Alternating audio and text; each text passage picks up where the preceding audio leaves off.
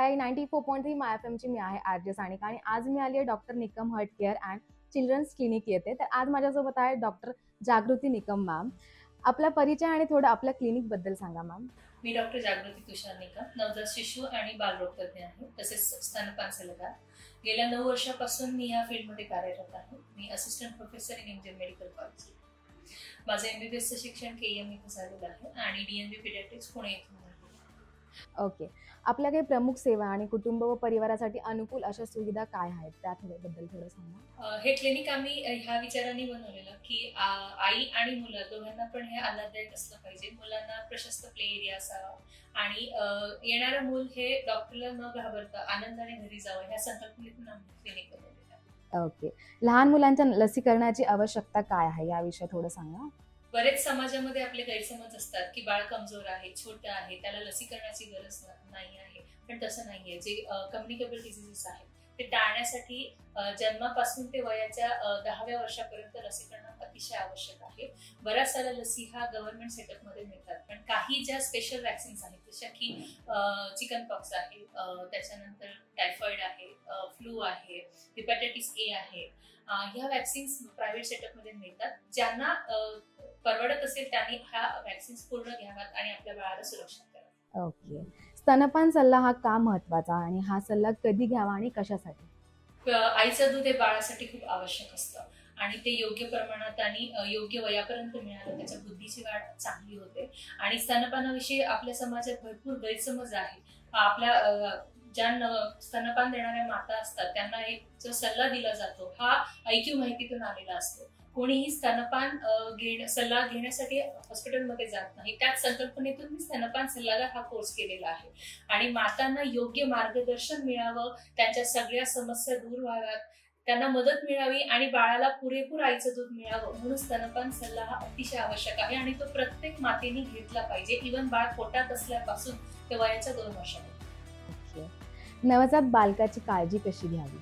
नवजात बालक हे अतिशय नाजूक असतं. आईच्या पोटातून सुरक्षित वातावरणातून बाहेरच्या वातावरणात आलेलं असतं, तर त्याला अनेक समस्यांना सामोरं जावं लागतं. सगळ्यात महत्वाचं त्या नवजात बालकाचं तापमान मेंटेन करणं खूप गरजेचं आहे. त्याला गरम ठेवणं, त्याला वेळच्या वेळी आईचं दूध देणं, त्याच्यानंतर त्याला कुठलंही बाहेरचं खाद्य जसं की बुट्टी, कुठलंही सोनं, बदाम हे जे आपल्याकडे पाजलं जातं तसं देऊ नये.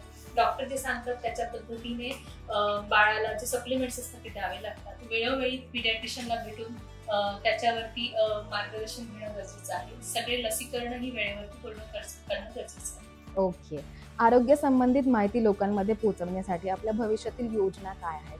तशा योजना तर भरपूर आहेत, पण टप्प्याटप्प्याने खास करून हेल्थ सेमिनार्स पॅरेंट्ससाठी घेण्याचा माझा विचार आहे. स्कूल्समध्ये आम्ही सेमिनार्स घेणार आहोत आणि कमीत कमी दरामध्ये जास्तीत जास्त लोकांपर्यंत डॉक्टर निकम हार्ट केअर आणि चिल्ड्रन्स क्लिनिकची सुविधा पोहोचावी ह्याच्यासाठी म्हणून आम्ही हेल्थ कॅम्प्स ऑर्गनाईज करणार आहोत.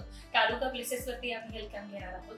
तसेच मी माझं YouTube चॅनल आणि Instagram चॅनलही केलेलं आहे, ज्याच्याकरून जे मराठीतून आणि हिंदीतून खूप महत्त्वाच्या माहिती आणि जे गैरसमज असतात ते दूर करण्यामागचा उद्देश आहे. आणि माय FM ह्याच्यानेच आम्ही इथून सुरुवात करत आहोत ह्या सगळ्या गोष्टीला. तर बघूया भविष्यात कशा पद्धतीने पुढे जाते.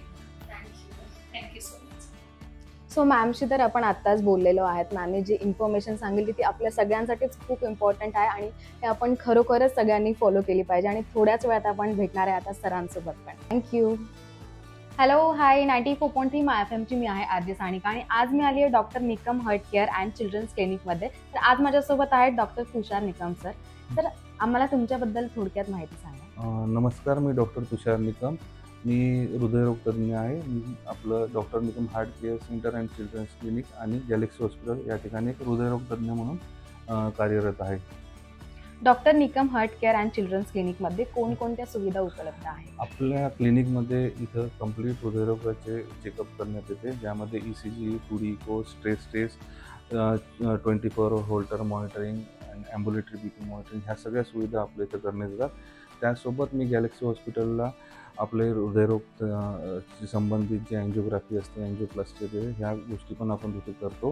त्यासोबत गव्हर्नमेंट योजना, मेडिक्लेम यांची सुद्धा फॅसिलिटी आपल्याकडे उपलब्ध आहे. ओके. डॉक्टर, आजकाल ना हृदयाचा आजार हा अगदी कोवळ्या वयात सुद्धा दिसून येत आहे, तर यामागचे मुख्य कारण काय आहे? बेसिकली जे तरुण वयात जे हृदयाचे अटॅक येतात यामागे जे भरपूर कारणं आहेत. त्यामध्ये एक अनुवंशिकता हा सुद्धा एक कारण असतो. त्यासोबत असलेला ताणतणाव, अपुरी झोप, आहारातले बदल ह्या गोष्टीसुद्धा त्याला कारणीभूत असतात. त्यामुळे अशा लोकांनी ज्यांच्या फॅमिली हिस्ट्री आहे हृदयरोगाची किंवा ज्यांचं ह्या बाकीच्या गोष्टी आहेत त्यांनी आपला एक हृदयरोगाचा तपास वेळेत करून घ्यावा आणि त्यानंतर पुढच्या गोष्टींची काळजी घ्यावी. ओके. डॉक्टर, हृदयरोग टाळण्यासाठी नेमकी तुम्ही कोणती काळजी घ्यायला सांगाल? बेसिकली हृदयरोगाची जे मूलभूत कारणं आहेत त्याच्यामध्ये आपल्याला अपुरा व्यायाम किंवा आहाराचे बदल किंवा पूर्ण झोप घेणे किंवा असलेले दुसरे आजार त्यांचे उपचार घेणं ह्या गोष्टी गरजेच्या आहेत. त्यासाठी आपल्याला एक वयानंतर एक कंप्लीट हृदयाची तपासणी करून घेतलेलं कधी पण योग्य असते. त्यासोबत पूर्ण झोप घेणे किंवा कामाचं ताणतणाव कमी ठेवणे किंवा रेग्युलर व्यायाम करणे, आहार व्यवस्थित ठेवणे ह्यासुद्धा आपल्याला गरजेचं असतं.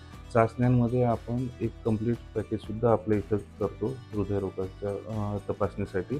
त्याच्यामध्ये आपण कंप्लीट चेकअप पेशंट्सचा एक अत्यल्प दरामध्ये करून घेत असतो. ओके. सो बऱ्याचदा ना ॲसिडिटी झालं की लोकं घाबरून जातात. पण खरंच हृदयरोग आहे की नाही याबद्दल खात्री करून घ्यावयाची असेल तर कोणकोणत्या प्राथमिक चाचण्या आपण करायला पाहिजे? बरेच पेशंट आमच्याकडे येतात ज्यांना प्रायमरी अटॅक असतो पण ते त्याला ॲसिडिटी समजून बराच वेळ त्याच्यामध्ये घालवतात. अशा वेळेस थोडा पण तुम्हाला त्याबद्दल शंका असेल तर एक जवळच्या हॉस्पिटलमध्ये जाऊन एक प्रायमरी ECG करून घ्यावे, तिथल्या डॉक्टरांना दाखवावे, ज्यामध्ये बऱ्याचशा गोष्टी आपल्याला उलगडतात. त्यात काही जर डाऊट असेल तर पुढच्या तपासण्यासुद्धा हॉस्पिटल्समध्ये होतात, ज्याच्यामध्ये 2D इको असतो किंवा रक्ताच्या तपासण्या असतात, ज्याद्वारे त्या गोष्टीला क्लिअर केलं जातं की ही ॲसिडिटी आहे की हृदयाचा झटका आहे. जर झटका असेल तर त्यानुसार तिथे ट्रीटमेंट करणं गरजेचं असतं. ओके. थँक्यू. थँक्यू. सो आत्ताच आपण डॉक्टर तुषार निकम आणि डॉक्टर जागृती निकम या मॅमसोबत बोललोय आणि त्यांनी खूप इम्पॉर्टंट आपल्याला इन्फॉर्मेशन प्रोव्हाइड केली आहे जी की आजच्या जनरेशनसाठी खूप इम्पॉर्टंट आहे. So do exercise and stay healthy. Thank you.